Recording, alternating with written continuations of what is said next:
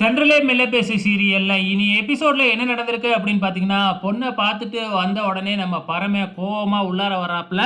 பரமனோட ஃப்ரெண்ட்ஸ்லாம் "என்ன ஆச்சு?" அப்படின்னு சொல்லி கேட்கும் பொழுது, ரொம்ப கோவமா இருக்கிறாப்புல. ஆனா, பரமனோட பின்னாடியே அந்த பிரியாவும் வந்துருது.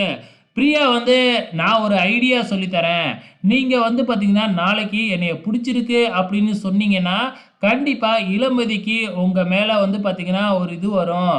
ஸோ எந்த பொண்ணு பின்னாடியும் ஒரு ஆம்பள போயிட்டு நான் விரும்புறேன், விரும்புறேன்னு சொன்னா கண்டுக்கவே கண்டுக்காது. அதுவே சரி போம்மா நான் வேற பொண்ண பார்த்துக்கிறேன் அப்படின்ட்டு போனா, அந்த பொண்ணு உன் பின்னாடி வரும். இந்த டீலிங்க்கு மட்டும் ஒத்துக்குங்க.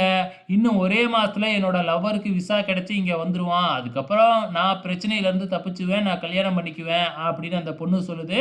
ஸோ இத கேட்ட ஃப்ரெண்ட்ஸ் எல்லாமே இதுவும் நல்ல ஐடியாவா தானே இருக்கு அப்படின்னு சொன்ன உடனே, பரமனும் ஓகே அப்படின்னு சொல்லிடுறாப்புல.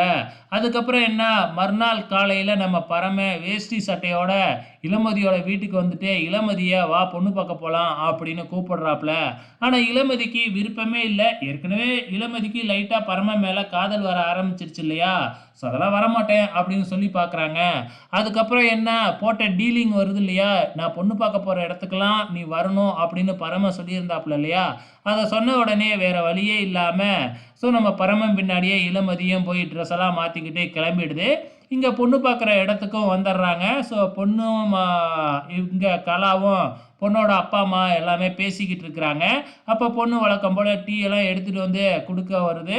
அதுக்கப்புறம் பரமன் கிட்ட டீ குடுத்துக்கிட்டே, "நீ சொன்ன இளமதி இதுதானா?" அப்படின்னு கண்ணால செய்கை காமிக்க, "ஆமா இந்த பொண்ணு தான்" அப்படின்னு பரமன் சொல்ல, "சூப்பரா இருக்கு" அப்படின்னு அந்த பிரியாவும் சொல்ல, அதுக்கப்புறம் இளமதி கிட்ட போய் டீ குடுத்தா, இளமதி வேணாம் அப்படின்னு சொல்லிடுது. ஸோ இதுக்கப்புறம் என்ன நடக்க போகுது அப்படிங்கிறது தெரியல. வெயிட் பண்ணி பார்க்கலாம்.